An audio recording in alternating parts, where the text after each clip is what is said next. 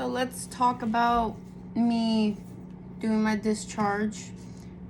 At the hospital, I was getting ready to discharge. I had to do 3 nebulizing treatments to help with my breathing, especially after surgery. They're going to help build up that. To prevent pneumonia is what is the main cause, because that's a big concern. So they send me home with a spirometer. It's that little thing with numbers in it, and it comes with a tube. I wish I could find mine. I don't know where it is to show you what it is. And you inhale, and it should go at a specific point. Mine was marked at 2,000, but I can only get to 1,500. 2,000 was like maybe 2 days afterwards, and then I had to get up to 3,500 to 4,000. I had to do it multiple times a day, every hour, to prevent any chances of getting pneumonia. That was a big concern. So it was stuck in my head, so I had to do it every hour to prevent pneumonia. And so there's times, I'm gonna be bluntly honest, there's times I have forgotten to do it, and I felt bad, so I had to make up for it by doing it. And after the time frame, they had me do it for at least 4 weeks after surgery. I had to keep doing it to build up my lungs and my breathing, and also my stamina with all my breathing. And so next thing is, they're gonna send you home with these little blood clot massagers. They sent me home with a pair for both my bottom legs, because I'm still prone. After I left the hospital, I'm still prone to getting blood clots. So I had to use them for 3 weeks. So I did a lot of walking, consecutive walking, all the way out in the parking lot, because I was not cleared to go exercise at the gym. So I had to do a lot of walking.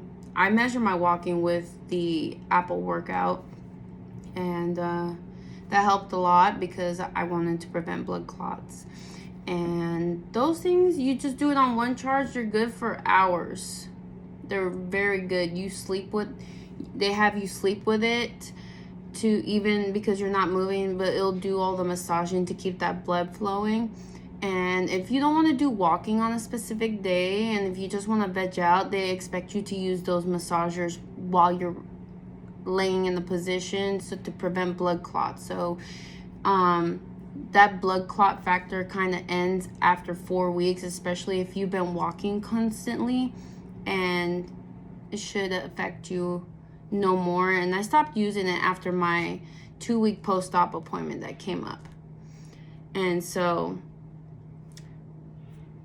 now, after that, I'm going to discuss the post-op I had to do. They sent me home with this too, post-op.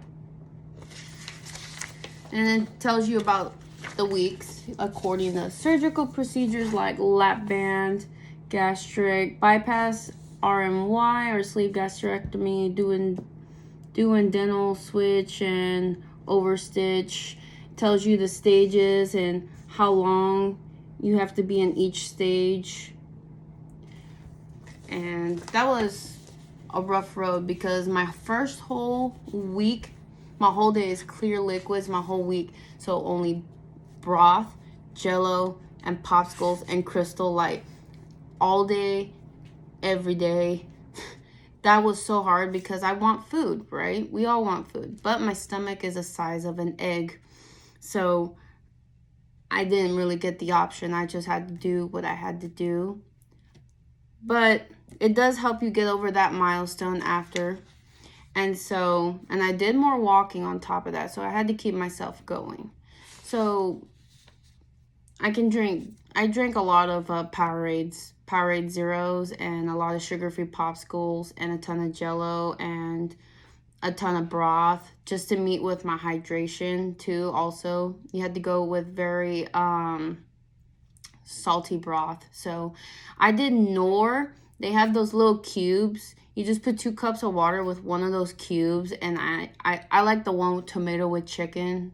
Since I'm Hispanic, They always put it in like the Mexican soups and stuff, and it tastes really good. And it just gives me that reminder that I'm pretending to have a soup when I'm not.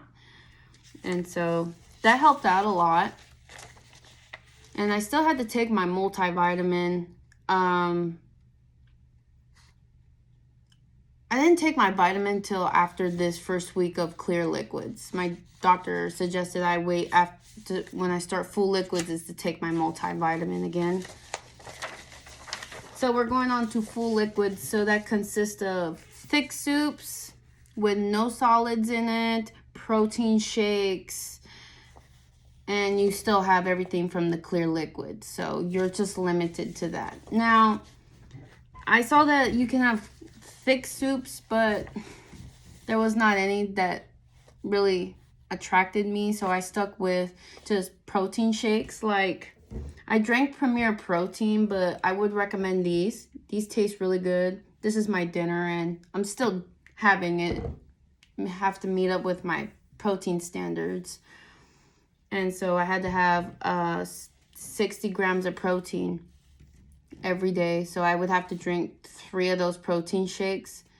But I only can drink a half a cup at a time because my stomach is still swollen. And so I couldn't consume so much at once. So it took some time. And, you know, and this is for 2 weeks. So that was hard too, especially with everyone having parties at work and having delicious food. I'm stuck with a protein shake and Jellos and sugar-free popsicles. But I didn't let that beat me, because after the 3rd week ended, I was grateful to start going into soft and moist protein foods like eggs, lean deli meat. I love turkey pastrami. I had lived off of turkey pastrami and all the clear liquids and protein shakes. I could not. The hard part about the week 4 and 5 of the soft and moist protein is the fact that my tolerance levels could not tolerate eggs. I can only eat like a quarter, and I could not eat it because I made the mistake. I forgot about taking the omeprazole I was prescribed, and a lot of my acidity in my stomach was so bad when I ate ground turkey that flared up to my esophagus. So I started taking the omeprazole. See, we're all human. We make mistakes. But I took the omeprazole, and I take it every day, once a day. And that helped lower and neutralize the acidity in my stomach while it's still healing. And my body tolerated more and more of the soft and moist foods. But at that time, for those 2 weeks, I just stuck with protein shakes, deli meat, and everything from stage 1 to clear, like popsicle, Jello, and then pudding and yogurt.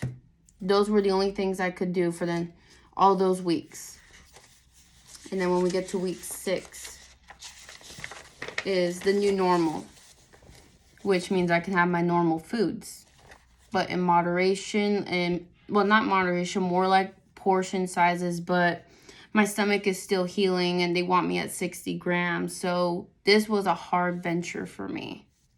And it says the general guidelines here. We return to low-carb, moderate protein diet that is discussed before surgery and continue until we reach your goal weight. Aim to 3 to 5 small protein-based meals every day. I only had 3 meals a day. That was about it. I can't do 5. Always stop eating when you feel satisfied. Yes, you do not want to overeat because it'll cause you to throw up. Now, remember, no drinking with meals. Wait 30 minutes after to resume drinking. Eat your protein first, non-starchy vegetable second, and your carbohydrate last if you have room. Let me tell you. And they also send you the menu of samples, like how you can plan out your meals. This was hard. The new normal was hard. Because it is true, do not drink before your meals because then you're going to get too full. You drink after your meals. If you don't wait 30 minutes and you're pushing the liquid down, you're going to vomit. You do not want that. You don't want to do that. So I would recommend you wait 30 to 45 minutes. Depends how your stomach's digesting. Like, it also says always stop eating when you feel satisfied. Till this day, I'm already like 115 days post-op that I can only eat 2.5 ounces of food. That's it. That's all. I have 3 meals and 3 snacks all day. And I can only eat 2.5 ounces of like actual food. But my body, the pouch was also always made to only fit protein first before I can even incorporate a fat and a vegetable. Till this day, I still haven't got a chance to incorporate a vegetable because my stomach can't consume so much. So it's really hard. And the other hard part is that they want me to drink 2 to 3 liters of water every day. And especially my stomach is extremely small. It is really hard for me to sip throughout the whole day. I can drink maybe about a liter, and I try to work to another liter, but it's hard. I'm working with my students. I'm on the go all day. I don't have my water with me. Times get tough. And so trying to do all of this is not easy as it seems. And I want people to stop thinking that this is the easy way out, because truly it's not.